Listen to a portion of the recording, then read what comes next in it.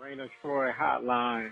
Alicia, Michael, what's going on? We know you have takes. We have takes. I'm actually surprised that your rant line, rave line, whatever, isn't completely full. Why can't we just win a game? Can I blame Michael Castillo for this? Can I blame Bob Connolly for this? Could I put on a zebra shirt and just go out there? Scratch, claw, up against the wall. Can't explain it what I'm feeling right now, guys. I can't believe it. Let's open up that race line!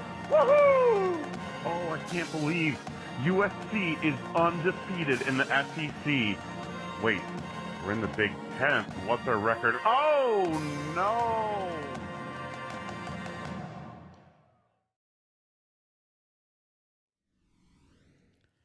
Hello, everybody. Welcome back to Rant Line Radio, episode 600, coming to you on Wednesday, May 28th. We're going to talk about the latest in USC football, including a bunch of new college football playoff stuffs. Yet again. We talk about it and how it affects the Trojans and so much more. As always, you can follow us on social media at Reign of Troy. Email us, reignoftroy@fanside.com. Phone number 818-643-7227. Second Whisper Show. I'm your host, Michael Castillo, joined along with my co-host here in the Reign of Troy studio in Los Angeles, Alicia D'Artola. Hello, everybody. Hello. We are back to talk more playoff stuff. I was putting together, little behind the scenes here, I was putting together the thumbnail to go on YouTube. And I noticed that, like, very recently we had an episode basically titled almost the same thing verbatim. because Oops. like, mostly because the things that we're going to talk about that are, sort of finalized for this year and then going to be potentially changed going forward were like theories back then. Yes. And some of it is solidified and the other part of it is soon to be solidified. But I think we got a little bit of a clearer picture on how it affects the Trojans. So I think that should be a little interesting. Let's just get into it, shall we? Let's do it.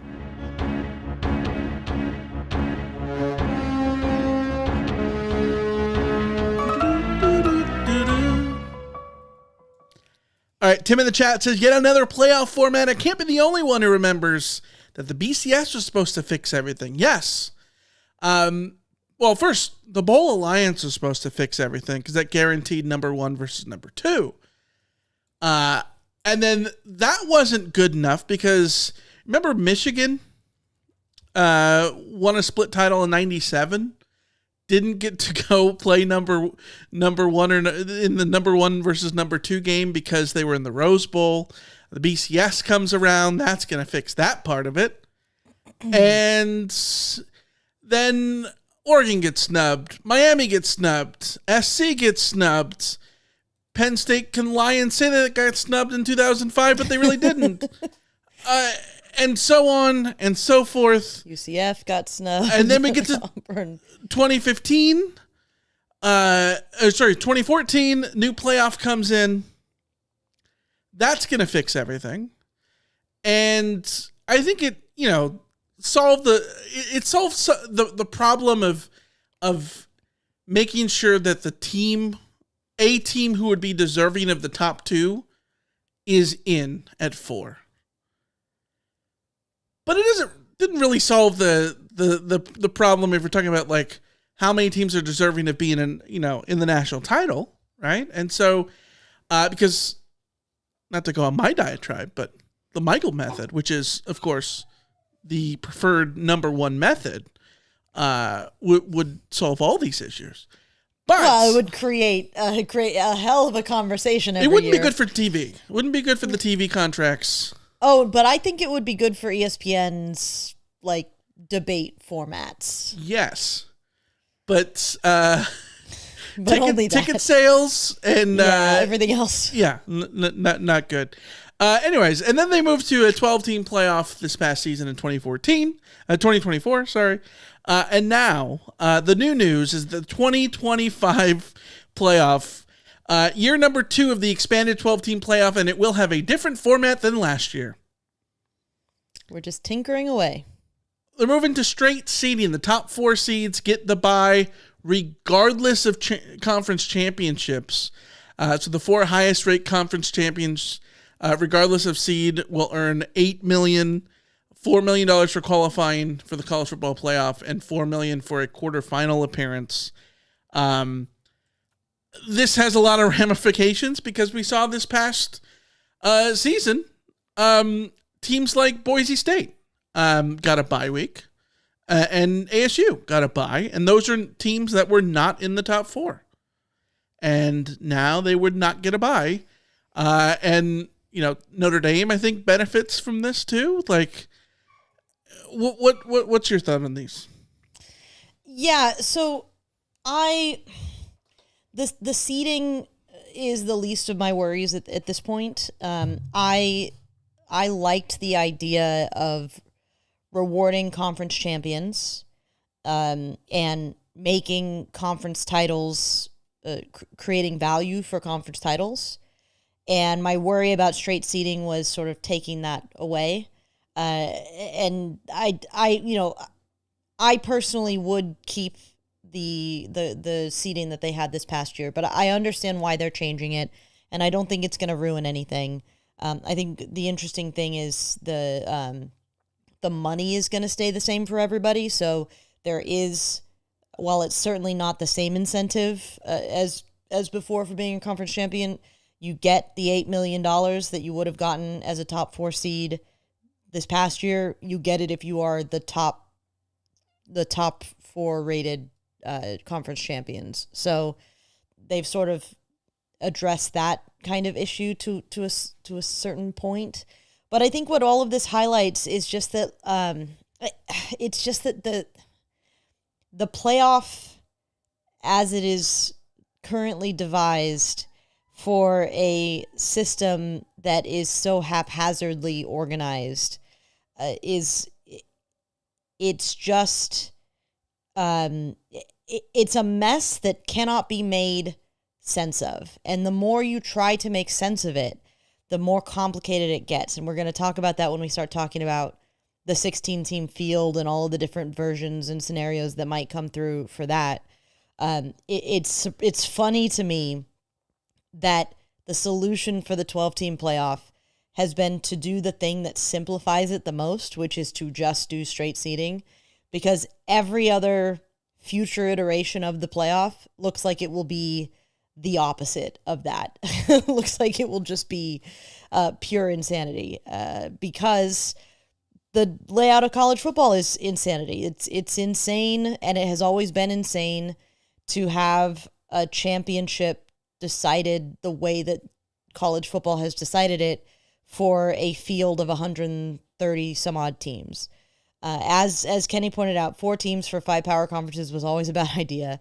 12 teams for 133 teams is still kind of insane when you consider what the percentage of teams in the NFL or MLB or NBA, the percentage of those teams that get a chance in the playoffs. The structure of the conferences, all of this kind of stuff. The main root of the problem for all of the complaints that people have about the playoff has to do with the broader structure of college football not making a whole lot of sense because it's just been, jumbled together. Like, what's that house that the widow kept adding rooms and adding windows and adding, different add-ons until it's become like a Winchester house? Winchester house. Yeah, the college football is the Winchester house, and they're trying to map out a direct route through it with the playoff and finding out that that just cannot be done. And so you have to sort of embrace the idea of either broad simplification like they've done or locking in a bunch of other sort of factors that'll come in with automatic qualifiers. Yeah, the straight seeding I'm fine with. That's fine. It's not the end of the world. Not the end of the world. I think it works. It was a little weird that ASU and Boise State got buys last year. I'm fine with it. Now, when we get to the 16-team fields and the expansion and the sort of the need to expand, like Kenny in the chat says they can move the 64 teams and the 65th team would be complaining that they should have gotten in. Yeah. Yeah, like Alabama, 3-loss Alabama this year, still bitching about how they didn't get in over 1-loss Indiana, and I keep hearing that debate, and I'm cackling as I remember that, like, this is not a debate between 3-loss Alabama and 2-loss Indiana. Yeah. This is a debate between 1-loss Alabama, 1-loss Indiana, and 3-loss Alabama, and people are still having that debate. It's insane. It's ridiculous. Like you mentioned the other leagues, and this is where, like, I have a little bit of, cognitive dissonance, but really not really. I'm okay. Like, the idea of equity and for the playoff, I think makes sense when you look at, like, the percentage of teams in the NFL that make the playoff feels right. Feels like the NFL have got that right. Baseball, maybe I like a small playoff for the baseball playoffs, the postseason. So, like, maybe it's a little bit too big. In hockey and basketball, you're bad if you don't make the playoffs, right? Oh yeah. But, like, if they really want to, like, preach equity and giving teams a rightful chance, then they would go to a 16-team field that included the MAC champion, the Mountain West champion, the Sun Belt champ, the American champ. They would do all of that. It would be more like the NCAA tournament. Yeah, well, it would be all like of the minor leagues get. It would be like the FCS tournament.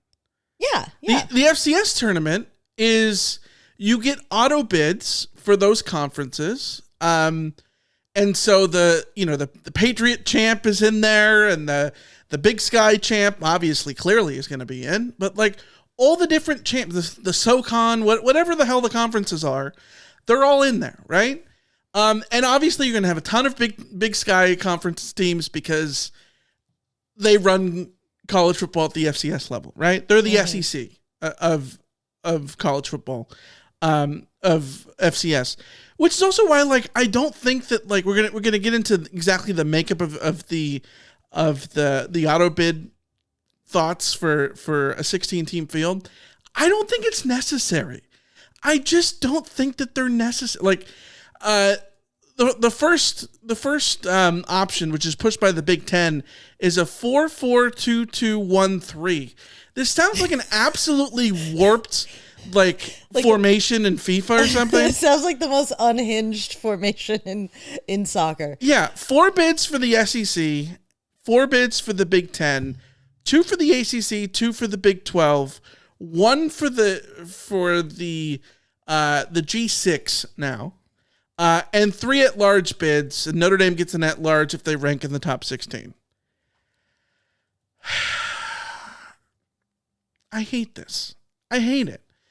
Because, like, in a normal year, it's going to work out that way anyways.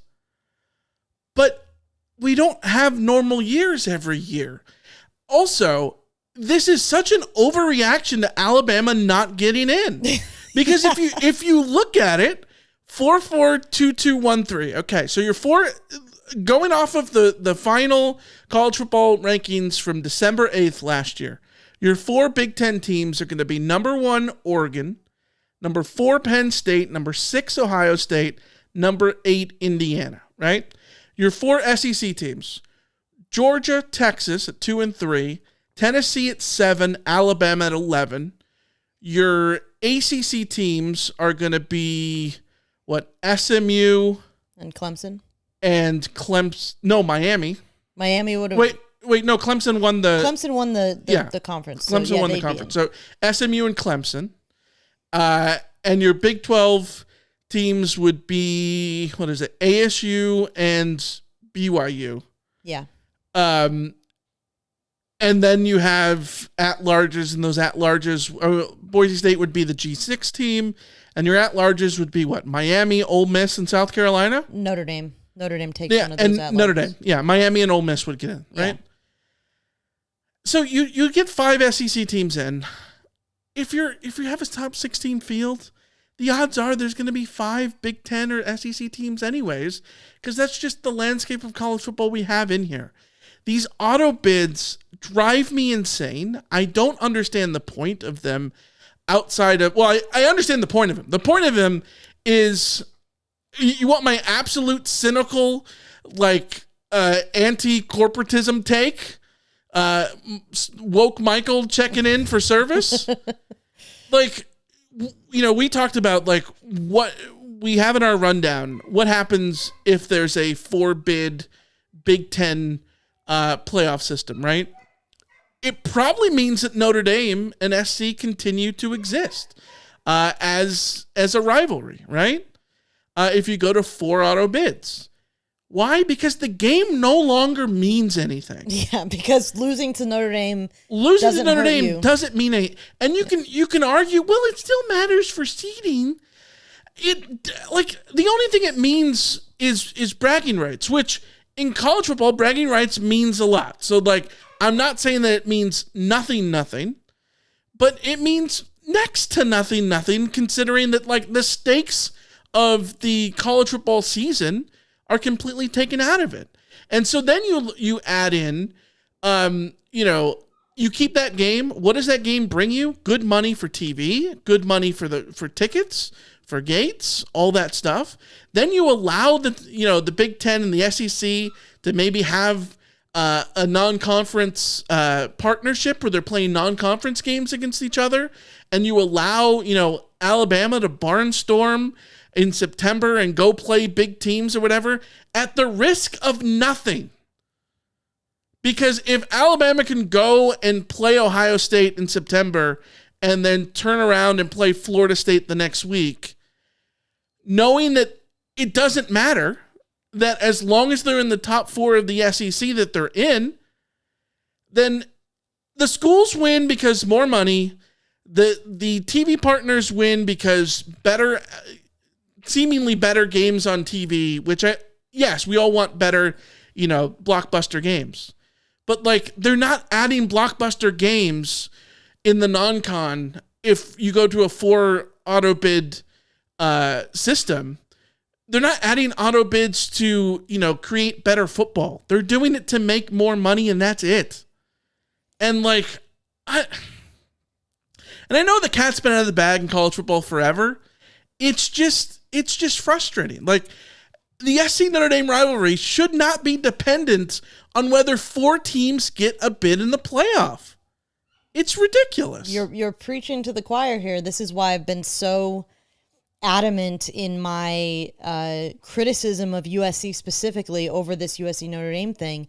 I understand the reasons. I understand why the ADs want the automatic bids. Yeah. I understand why the SEC coaches don't want to go to a 9-game conference schedule. Yeah. I understand why the SEC didn't go to 9 games in the first place. I understood why the Pac-12 went to 9 games when they did. I understand why USC left the Pac-12 for the Big Ten. I understand why we've expanded the playoff. I understand the reasons behind all of it. Yeah, self-interest. But it's all self-interest, and it's okay for us to sit here and say self-interest kind of sucks when it's at the cost of the fans who make the sport exist. Right. And the problem now is that, when we see this in sports across the board, this is the discussion that's happening in Europe right now about a super league, which originally was pushed back on.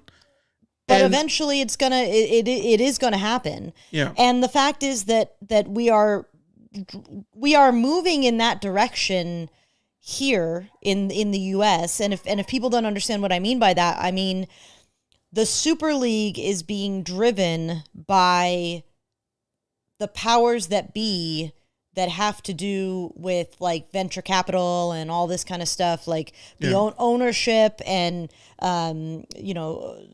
state ownership and corporate ownership and venture capitalists and TV deals all coming together to figure out how all of them can get a bigger piece of the pie at the expense of all of the little guys. And at the expense of what comes down to like the fan experience, because they don't give a shit about the fans. They don't give a shit about the people who are spending dollars instead of hundreds of thousands of dollars. Yes. Yeah. And we see that with, Live Golf. Live Golf is funded by, Liv Tyler, right? I think. Yeah. Is funded by these sort of outer non-sports entities that are funding this in a way to create money and Saudi oil money. sports wash and all this kind of other stuff. But they are already exploring and have been exploring getting into the college football space. Yeah. Florida State has been talking to them. Clemson has been talking to them. I mean, the ACC has been sort of at the center of all of this, but they don't tell me they aren't looking at the Big Ten and the SEC and this $1 billion industry that has existed and has this infrastructure. Don't tell me that they aren't actively looking and having conversations about this. I think Ross Dellinger or somebody I was reading today was talking specifically about how they're, the Big 12 has taken meetings, and, we know that the ACC has been exploring all of this kind of stuff. So we are simply, moving in that direction. And what sucks about moving in that direction, and again, I understand why in the reality of the world these things happen this way. But there's this, what sucks about it is you lose the reason that sports are profitable, the reason that sports are popular. Sports are inherently grassroots. Corporate sponsorship only cares about sports because individual human beings care about sports at a grassroots level. And the more that they choke the actual fans and the fan experience and the things that fans care about, the more that they choke that out of the game, and the more corporate everything becomes, the more lifeless and soulless everything becomes. The fans are still enjoying the sport. Like, I'm still enjoying college football in soccer and NFL and all these other things at a perfectly acceptable level for my for my personal enjoyment of it. And that's why they're able to do these things. But we are being squeezed of everything that matters from a non-financial point of view.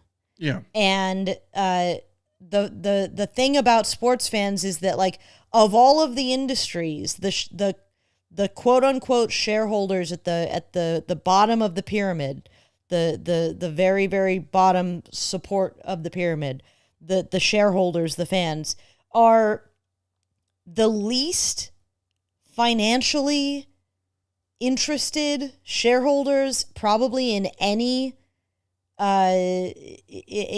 venture that exists in the world outside of literal charities. Because sports fan, I'm not a USC fan to make money. Yeah. I mean, we literally, this is part of our job, but we are not out here to make money. The fans at home, you guys listening, we spend money. You spend money on this habit.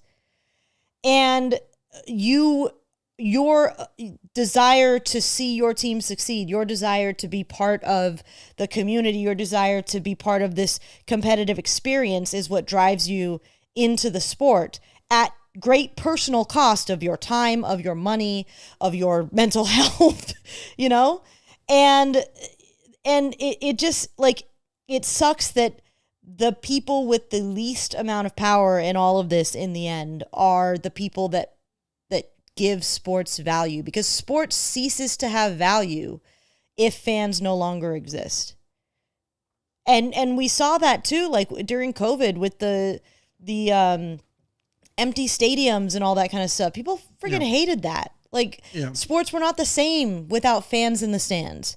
And then we turn around and live in a situation where, the vast majority of tickets for the Super Bowl go to corporate, entities, and the average fan is priced out, and the average fan is priced out of season tickets for a USC game, or fan is priced out of home games, right? Yeah, the average fan is priced out of almost everything at this point. Yeah. And so you have this sports wide, not just college football, but sports wide sort of epidemic of corporatism in these spaces.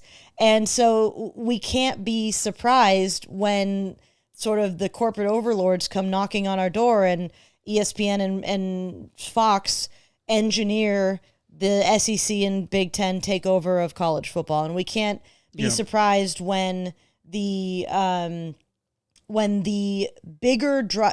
biggest driver of like the motivation in the background of any given program is not to win a national title.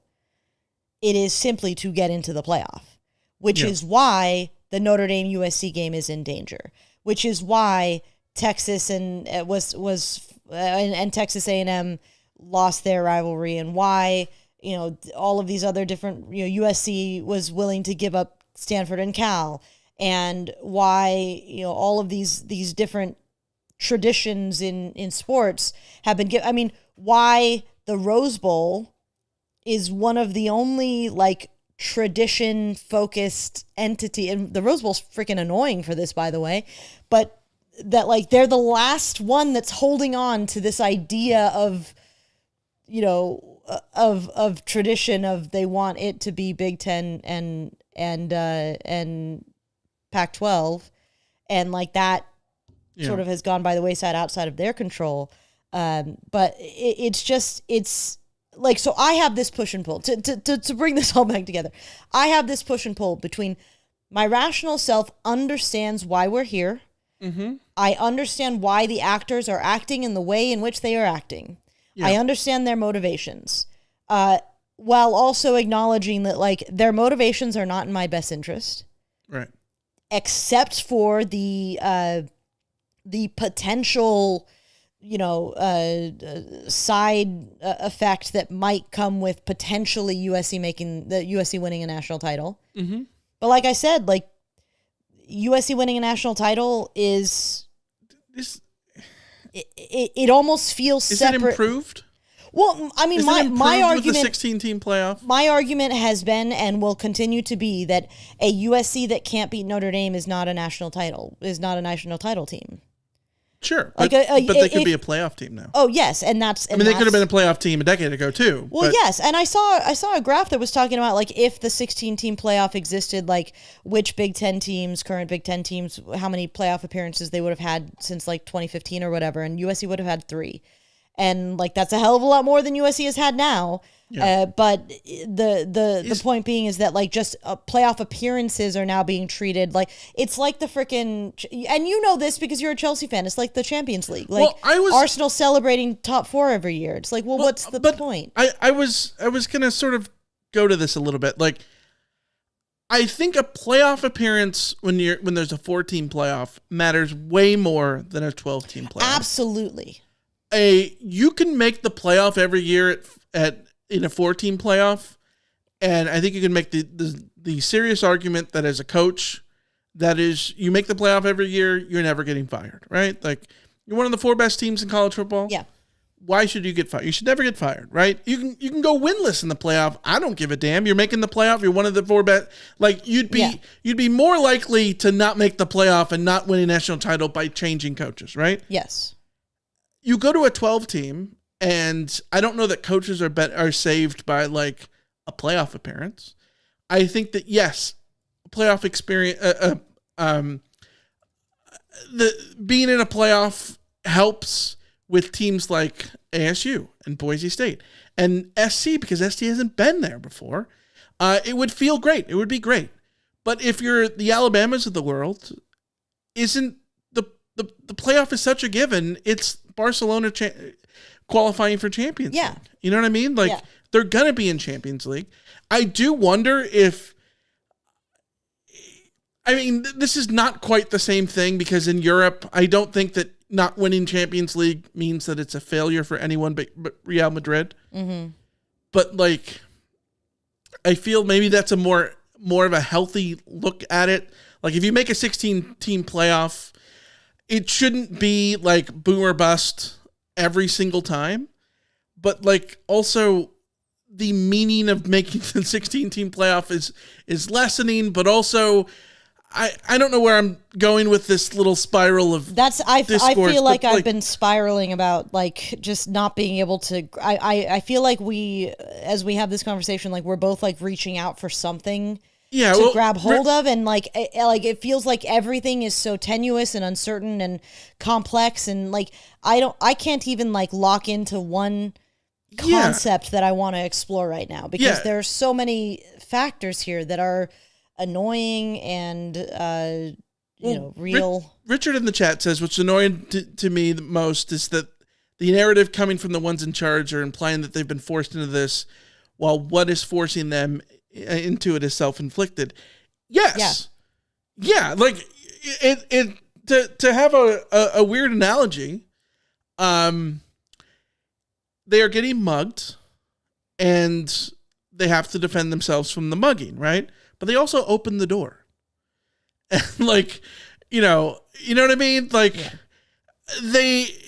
it's not even that. It's like they were at a bar and they shoved another guy and then turned around and ended up having to face off with like him and his 4 buddies. Yeah. And then you look around going like, oh, it's 1-on-4. It was like, you started the freaking fight. So what are you, I mean. Well, Kenny in the chat says it's unfortunate because as fans, SC's been at the center of so many of these changes to college football. Yes. Yeah. And like, a lot of people blame SC for the death of the Pac-12, sorry. And go into the Big Ten. Even before that, I will continue to argue. And again, like I say this, I'm not trying to be hypercritical of USC, but I say this through the lens of a USC fan who you and I and our listeners have been sitting here for over 10 years talking about USC's failures in a way that like suddenly we can't turn around and look at USC and say, well, you are party to all of this. And suddenly everyone gets super defensive and it's kind of weird. But the fact of the matter is, the Pac-12 was not as healthy as it could have been. Yes. Because of USC's internal failures, because of USC's mismanagement, because USC failed to live up to what USC has generally been, which is the big dog in the Pac-12. Because if USC had been strong in the 2010s, as strong as it should have been. How much of that goes back to sanctions? Well, the sanctions certainly, and again, in the sense of like SC, like there was an overcorrection, right? Because the sanctions happen. Garrett has says some outlandish things as AD that are very brash and emotional, and all those things, and probably shouldn't have said.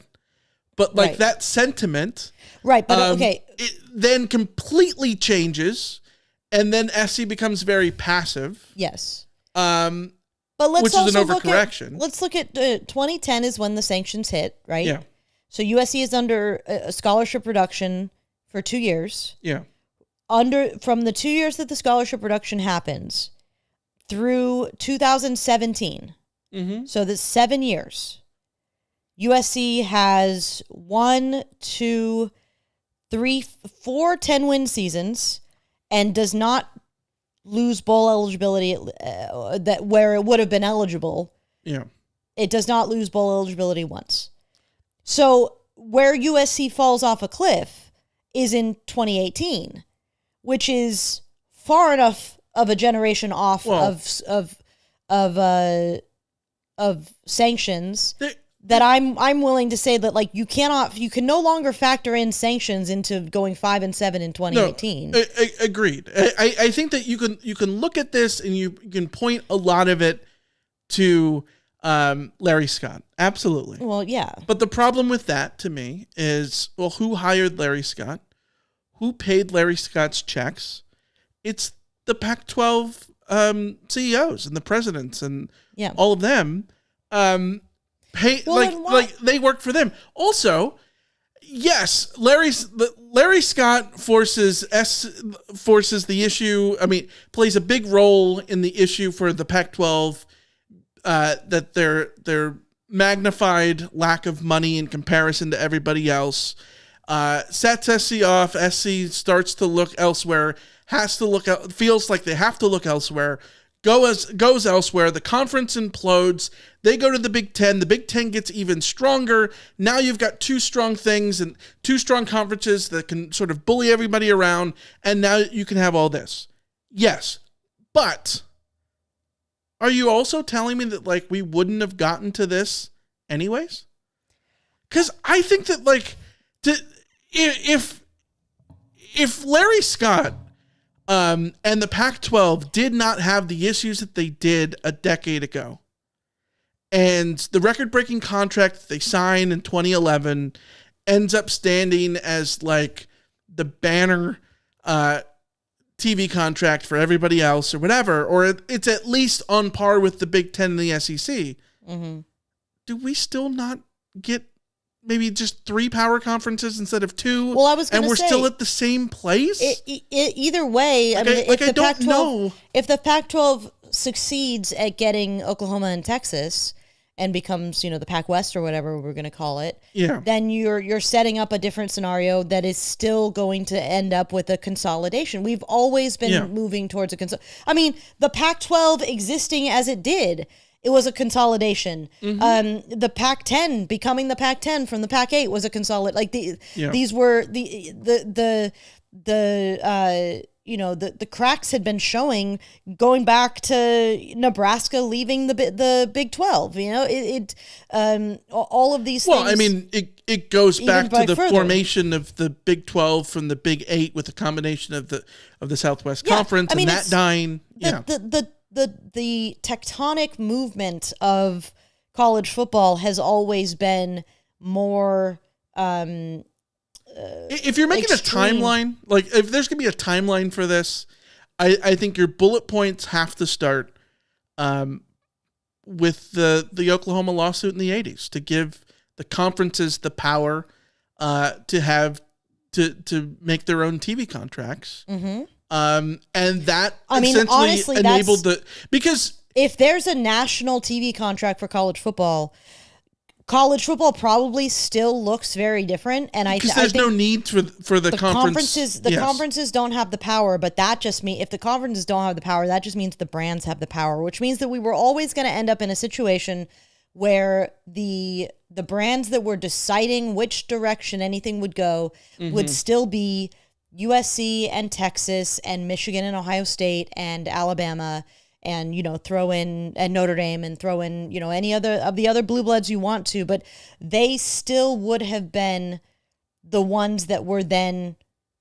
pulling the strings and creating a situation where conferences were probably going to shrink. I think that we wouldn't have 133 teams in FBS. FBS would be much, much smaller. That would be much more condensed. Yes. And so we've been moving towards the same place, which is a recognition that the college football, the college football situation has always been not realistic from its amateurism to the conferences being the way that they are, to the bowl system being the way that it was, to the championship being decided the way that like none of these things, like when you look at sports, the things that make the least amount of sense in the way leagues operate is almost always because they were the things that existed when the sport first came about. Yeah. Like we were talking about, softball has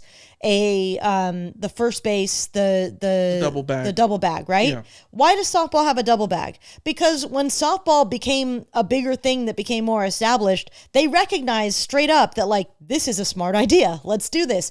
Why doesn't MLB have a double bag? Because they didn't have a double bag before. Because they didn't do it before, and it's for girls, thus, and thus this is just it's because we must. So the fact of the matter is, if you look at any league that exists today, that is made under with modern consideration in tow, it looks drastically different. They look drastically different. They and you see this in Europe with their sports. Like, look at the PWHL. Yeah, the PWHL was exactly what I was thinking of. They are a league that was created having seen all of the other complaints about the postseason in every other iteration of sports out there, and immediately set out to do something about it straight up. I would feel so much better about the giant changing landscape of college football if everyone got into a room and decided, you know what, we're going to scrap everything. We're throwing away conferences. We're throwing away TV deals. We're throwing away divisions. We're throwing away all of that, and we're going to start over. this shit, man. Just do it. Vatican do it. Because that would make so much more sense if you came out and were like, you know what, we've decided that the best situation is that Division I college football is going to have 3 subdivisions: the Premier League, the championship division, and the sub-championship, whatever the hell you want to call it, and you're going to have, relegation or whatever, but you're gonna essentially have the ESPN league, the Fox league, and like you're gonna end up having structure. You're gonna end up finding equity. You're gonna end up creating a thing. You can do revenue sharing. Yeah, you could do all these different things, but the problem is this would never happen because Alabama's not gonna concede their power. The SEC is not going to concede their power. The Big Ten is not going to concede their power. Nobody is going to concede their power. And when this is a sport that does not have a central governing body, you let the crisis actors not the crisis actors, the bad actors. That's a better way of putting it. The bad actors, take control of everything, right? Like, Vatican II, yes. That's what I'm saying. I'm saying like the solution to all of this is Vatican II. Yes. But the fact is that what do we call it? It would be named after wherever they convene. So it's probably like the Indianapolis Treaty or something like that. I don't know. Tim.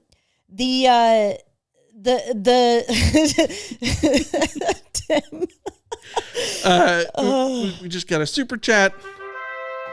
Thank you, Mr. Tim. Tim in LA. Deep cut on the ecumenical conference reference. Thank you. For those who aren't Catholic, I'm sorry. For those who aren't Catholic, is that what that means? Vatican II? No, ecumenical conference. Yeah, Vatican II was yes. I don't know. This is like one of those words where we're talking about like epitome. Where yes. I don't know what that word is. Outside of it being written here. It's so, and I just looked this up to verify because I wasn't sure the exact definition, but ecumenical is representing a number of different Christian churches in this case. So an ecumenical conference is a conference of the different like Christian churches that or sects or whatever that come together. Hey. and they agree on like what Vatican II was like. They agreed to a bunch of reforms. Yeah. That drastically changed the right. like Catholicism as we know it. This was in the 1960s, and like that's when like church in English became the norm. Only in then, like before then, church. It is crazy to think that our parents went to church and it wasn't in English. Not because it was in Spanish, but because it was in Latin. Like, that is wild. Well, I mean, my dad kept going to... The problem is that when you have one of these councils, you always have people who disagree with the changes. Well, sure. And then you end up with what my dad's family was in, which is the Society of Pius X, which continued doing Latin masses and were not recognized by the Catholic Church until just a few years ago. So, what would the offshoots? We've already had the offshoots. 2 offshoots in college football, Division I, the Ivies and the HBCUs. And they're offshoots for different reasons. The Ivies, they don't give scholarships, so they don't want to participate in the playoffs, even though I believe they participate in college basketball, and the March Madness. So, I don't know. And the HBCUs,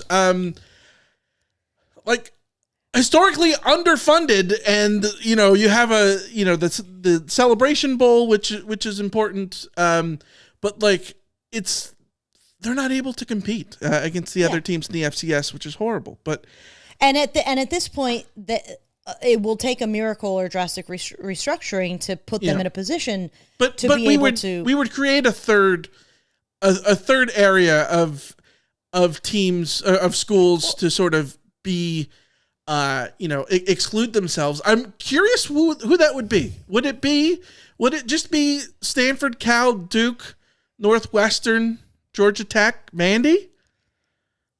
I mean, if they wanted to, but the brainy schools? If I was them, I'd be in I would want a relegation structure that would allow me to. I mean, that's the to best, rise up from. That's the best form.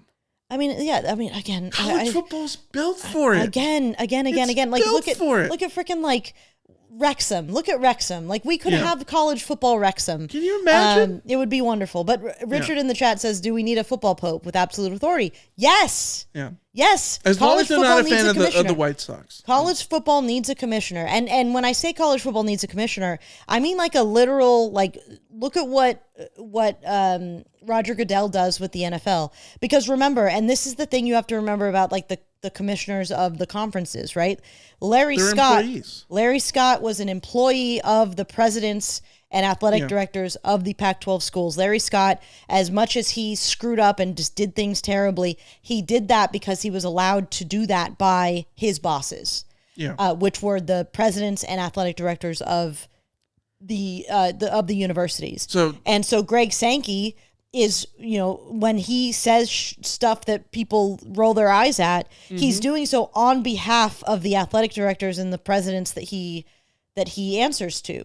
And that is what Roger Goodell's role is in the NFL. He is the figurehead for the owners, and he has to negotiate within 32 owners or ownership groups that don't get along, that disagree on a million things, that some people want to ban the tush push and some don't, all this kind of other stuff.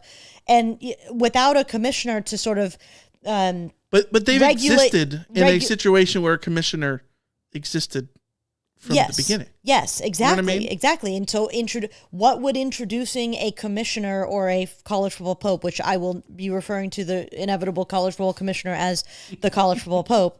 CFB Pope.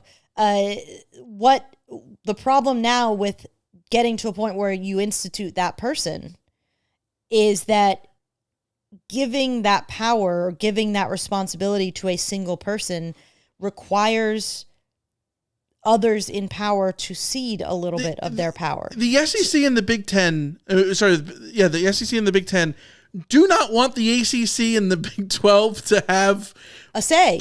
A say. Yes. So there's no way they would concede the power for this. And if you elect a college football pope, who is that person? That person is going to have ties to the SEC or the Big Ten. It's going to be like, and the Big Ten, the Pope. Yeah, where it's a political thing. Except the big difference is that college football.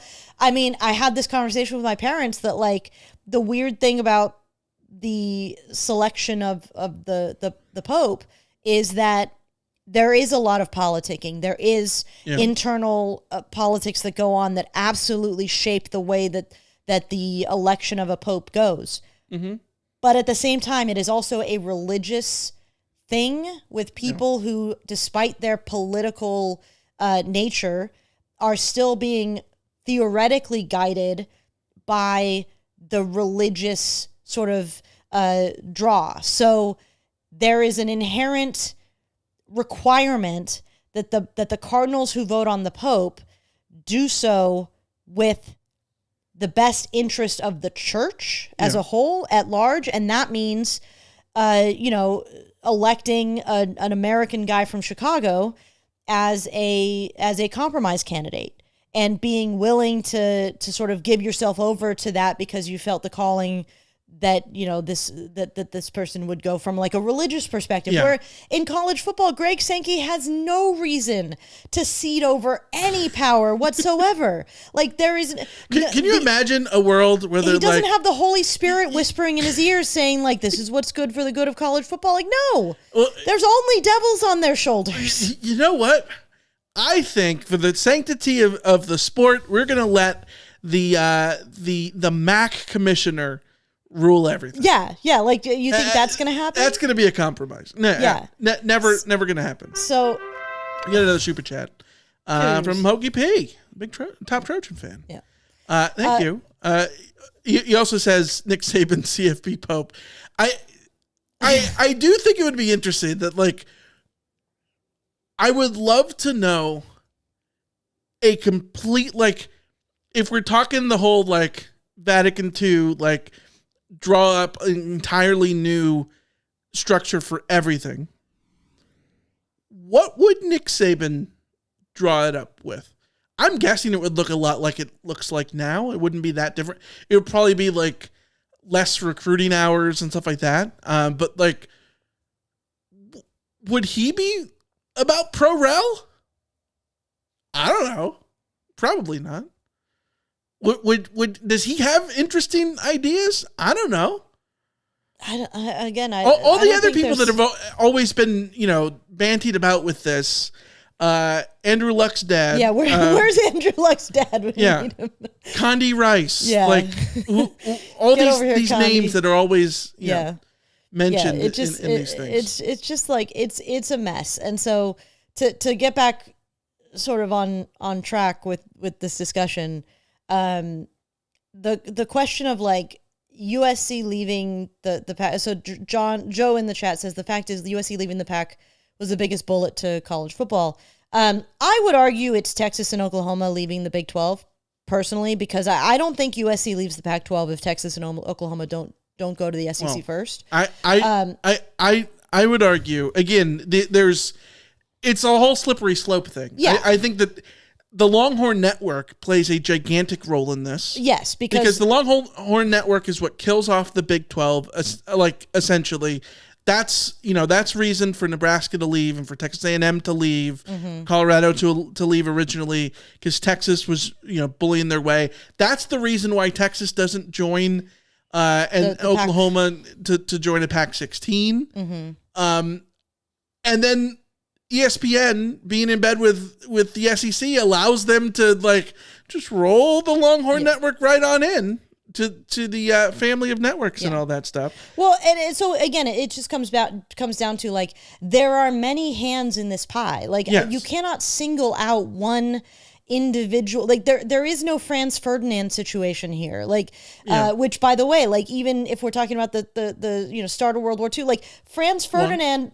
World War I. The Great War. The Great War. Franz Ferdinand's assassination is only meaningful because of a million other things that happened across, Europe in the lead up to and in the response to. So, like, maybe USC leaving for the Big Ten is the Franz Ferdinand moment here for college football. But, like, again, it's way more complex than that. What frustrates me is that USC goes to the Big Ten and is now in a situation where the schedule is harder and they need an automatic bid to guarantee that they get into the college football playoff field. And they're putting the Notre Dame rivalry on ice because of it, because they unless there are automatic bids, I guarantee you USC Notre Dame goes away. Can you speak more to that? Explain that a little bit further. Okay, so here's the way it goes. USC wants, this is my understanding. I don't have inside information. This is just me reading the reports and reading the tea leaves and all of this kind of stuff. USC wants to create the simplest path to get into the playoff field every single year. They talked about like what we talked about, like, just getting into the playoff is what USC, like, that's the minimum that USC sees as the requirement every single year. Yeah, qualifying for Champions League. Yes, qualifying for Champions League. If USC plays Notre Dame every year, they're building in a 50-50% chance, a 50-50 chance that one of their 3 out of conference games will be a loss. And realistically, if we're sort of putting it this way, USC is building in every other year they will lose a game that they didn't have to lose. If we assume that USC going to South Bend is more likely to be a loss, and then USC playing at the Coliseum is more likely to be a win, right? So every additional loss that USC is inviting upon itself is harming USC in terms of getting into that field. On top of that, USC chose to join a conference that had a 9-game conference schedule, and USC already had the 9-game conference schedule, which means that USC was already in a position of a greater percentage of having a loss on the schedule, because the nature of playing 9 conference games means that you are more likely to lose. There are more games to lose, conference games to lose. Conference games are more challenging, and you can't just sort of fill that with a nobody who comes and gets a payday to lose to give you an automatic win. So like USC is valid in this discussion about the schedule being very difficult, and USC's schedule being far more voluntarily difficult than just about anybody else in the country, because nobody else in the country, bar, let's say Florida State, is willingly entering into a cross-conference rivalry game that is played every single year, home and home. And USC Notre Dame is asking far more of USC Notre Dame than Florida State because of regionality. No, well, hold on. There are a lot of those rivalry games, non-conference rivalry games in the South. Georgia Tech, South Carolina Clemson, Florida State. Yes. Was it Kentucky Louisville? Yes. What's the difference about all those? They're regional, and there's always one is a national brand and one is not. Nope. What? 8 games in their conference. Oh yeah, 100%. The SEC's 8-game schedule is at a major role in all of this, because that game is on their schedule in lieu of SC now going to Autzen. Yes, you know what I mean. Yeah. So I think it just, again, USC's schedule is and has been for a long time much more difficult than it needed to be because of the Notre Dame rivalry. For me, that's a risk that's worth it, personally. I think that the whole iron sharpens iron thing does apply here and all of that kind of stuff, but I understand where USC is coming from here. So how do you feel about an 8-game conference schedule? I think it is ridiculous, and it has always been ridiculous, that the different conferences have different. Yes, but how do you feel about 8? I'm fine with 8. Yeah. At this point, when I again, the things I understand and maybe like rationally disagree with are the Pac-12 sticking with the 9-game conference schedule was stupid from a competitive perspective, because if the SEC was going to play 8 conference games, then the Pac-12 should have also just said, screw it, we're playing 8 conference games once they expanded beyond 10, because a conference of 10, it makes sense to do 9. But once you expand beyond and you're going to be missing people anyways, reduce it. But they stuck to 9, and this was, again, USC's fault, because USC would not agree to any of the stuff unless they had their rivalries protected. Yeah. Cal, Stanford, the Weekender had to be protected. Thus, the Pac-12 kept a 9-game schedule. Thus, USC made its schedule harder on itself. They went to 9 games in 2005, I think. It was before the Pac-12. Well, no, that's what I'm saying. 9 games in a 10-team league makes perfect sense. Was perfect, yeah. It's when you move to the Pac-12. Right. Yeah. It was a discussion. That would have been the perfect time to get rid of it. That would have been the perfect time to get rid of it, and they you're didn't, right. specifically because of USC's rivalries with Stanford and Cal. Yeah. So you end up in the situation where like USC made life harder for itself and the Pac-12, and then the problem is now the Pac-12 has half of every team in the Pac-12, half of them get an extra loss every season, which impacts bowl eligibility, which impacts rankings, which impacts perception of the conference, all of this kind of stuff, which impacts revenue, which impacts all of these things, blah, blah, blah. And again, you end up in a situation where you get to where we're at, where USC ditches the Pac-12 because they're looking for the money that the Big Ten has, that for a variety of reasons, all of that kind of stuff. So now USC's in the Big Ten, and they have to decide about whether or not they're going to keep the Notre Dame rivalry in place. The Notre Dame rivalry is less expendable if there are auto bids, and USC can guarantee that so long as it places at a certain point in Big Ten play. Okay. Here's 3 questions I have for you. one, when we're talking about the top 4 teams, we're still going off of the rankings, right? Are we not? Or are we talking? No, I think they are automatic bids. Well, I don't know. You know what? I'm not actually sure. Because I'm not actually sure. Matthew in the chat says, with an 18-team league, there's no reason to stick to a 9-game schedule. With an 18-team league, I don't know how you can. We shouldn't have 18-team leagues in the first place. Well, but yes, you are correct. But, there's no point in sticking to a 9-game schedule. No, but how do you adhere to the top 4? Because like realistically, let's back this up. Hold on, 2024 season. Let's look at the conference standings in the Big Ten. Okay, last year, bad example. But yeah, it's still Oregon, Indiana, Penn State, Ohio But what State. I'm saying is, like, usually there will be a bunch of ties. The SEC, prime example. There's 7-1 Texas, and then 2 6-2s, and then 1, 2, 3, 4, 5, 6 teams that were 5-3. How do you split hairs? Yeah. Is that when the ranking comes into play? I suspect it will be via the ranking because that's just the way that they're tending to do things now. So in that case, the Notre Dame game still is a problem for USC in that sense. It would if still USC matter. is cowardly, like Yes. if USC wants to be cowardly, then yes, the Notre Dame game harms it. Yeah. Because that's assuming that you're going to lose any Notre Dame games, which you should never assume. Other thoughts I have in here really quick. I want uniformity across college football in terms of conference games. I want that more than anything. However, I do, if they went to 8 games, even though I honestly have this concern sticking to 9 games and keeping Notre Dame in there, I have a genuine concern that either way, that FCS games are fully coming to the Coliseum.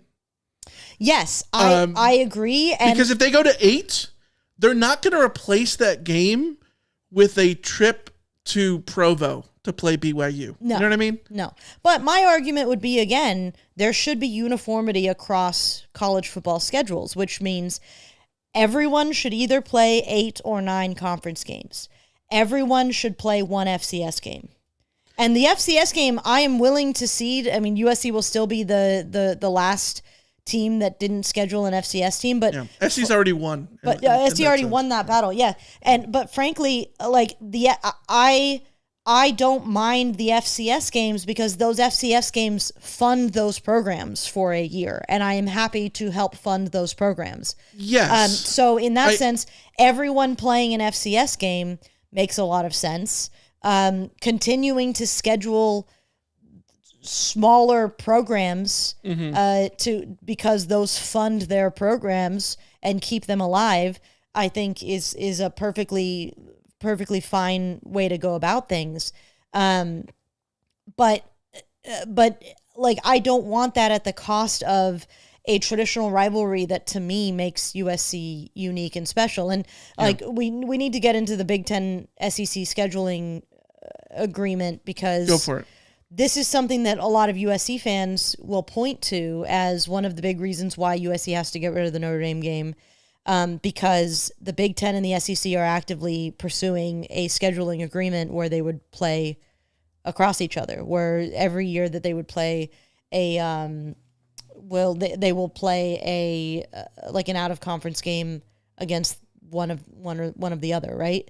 So in that case, if USC still plays a 9-game Big Ten schedule, and if USC still plays Notre Dame, then adds a SEC Big Ten game, then USC will have by far the hardest schedule in college football, bar none, because they will have only one game that is out of conference, and let's say that's the FCS game, but that's an FCS game that everybody else will have in my current sort of thinking. Yeah. And at worst, at best, USC could, if not an FCS team, then sort of go schedule Idaho for another run. They're an FCS team. Oh, well, right. They moved down. So go schedule, I don't know, San Jose State, whatever. Yeah.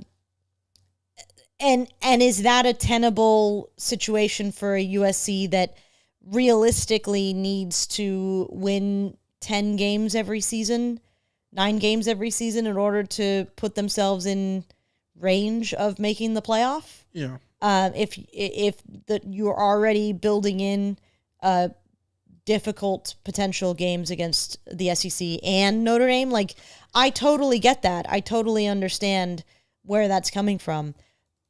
The wrinkle here is that the SEC does not want to move to 9 conference games, and there will have to be a like, you know, reaching across the aisle or whatever to make that happen, to make them move there, and that's probably going to be automatic bids in the playoff, because the SEC doesn't want to move to 9 conference games because they want guarantees that they will be making the playoff, despite adding potentially despite adding half of all the teams in the SEC will add an extra loss because of the additional conference game. And so what's funny about all of this is that the SEC moving to 9 conference games almost guarantees that there has been an agreement to have the 4 auto bids for the SEC, which means the Big Ten will have 4 auto bids, which seems to be the thing that USC is holding out on Notre Dame for before agreeing to continue with Notre Dame, is the 4 auto bids. So, like, all of this sort of comes together to end in one inevitable place, which is auto bids and USC Notre Dame surviving because auto bids. Yeah, and the 3 proposals that have been sort of talked about, the Big Ten's is 4-4-2-2-1-3, 4 for the SEC and Big Ten, 2 for the ACC, Big 12, 1 for the G6s, and then 3 at-larges. The ACC and Big 12 is pushing 2 different ones, or two are, one supported, the other one's proposed. Well, they're supporting 2 different plans. The 5+11 is the one that is actually realistic. It should be. That's the one it should be. Yes, which is an auto bid for each of the champions. The champions. So the SEC, Big Ten, ACC, Big Ten. It's the same thing we have now. But with 16 teams and at-larges. Yes. That's what it should be. And what it's going to that's what it won't be. And what it sounds like it's going to come down to is the SEC is the one. We know what the Big Ten wants. They want the 4-4-2-2-1-3. We know what the ACC and Big 12 want, which they'll settle for the 5 and 11. The SEC could go either way, and it will come down to which way. As far as I'm concerned, it will come down to which way the SEC moves, and I suspect that the SEC will join the Big Ten in their push for the 4-4-2-2-1-3, because moving to a 9-game conference schedule is the only way that they're going to get that scheduling agreement with the Big Ten, and then all of this. Yeah. Joe says you could have an auto bid given to a 7-5 team. You could theoretically have that now. Theoretically, if that happened, though, I think we just see a hell of a lot more 7-5 teams, because everybody's going to be adding losses under these plans. Yeah. Well, and this is why the sad thing is we need to recalibrate our brains.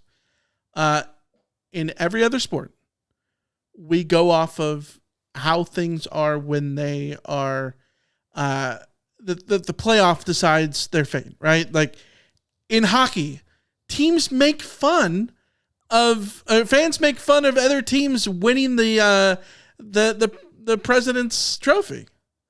You know what I mean?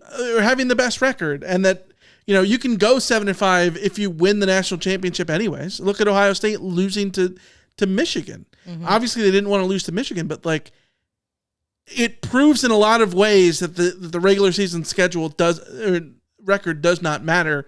Because in the NFL, all you're playing for is seeding, essentially, and everything's decided in the home field in the playoffs, anyways, which is, you know, way different than what we're used to. What we all loved college football for. Last thing before we go, Kenny says, question: if these auto bid proposals happen, how long do you think before the ACC or Big 12 teams jump ship? See, that's the other thing. Like, yeah, if it's the 4-4-2-2-1-3, the ACC and Big 12 at that point are literally legislated to lesser standing. Mm-hmm.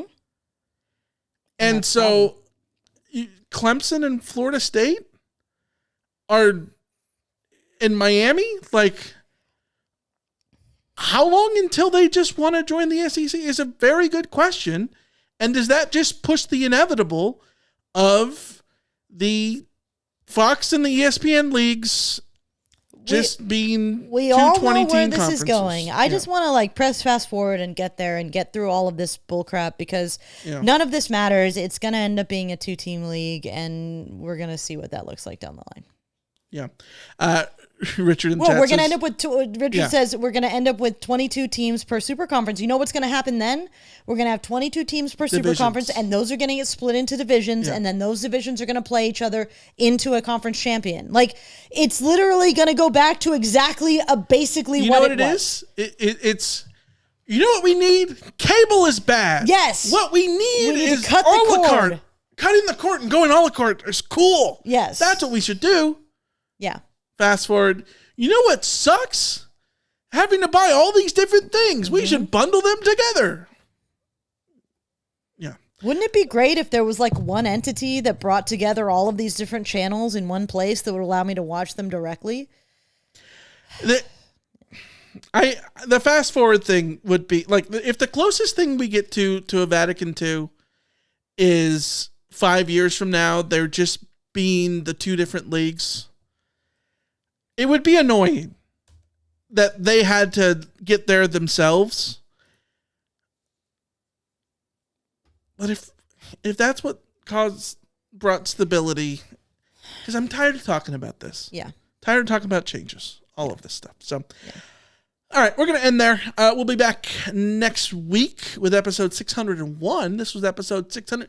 Not a single person in the chat congratulated us on 600 episodes. I think it's because they know that 600 episodes not really a milestone. I was going to say, when you get this far in, like 600 episodes doesn't feel like that much of a milestone. Well, especially when there's like probably 150 car casts. When we're probably at like 800 episodes, yeah. Yeah. All right, we'll be back next week. Until then, we will see you. See ya. See ya.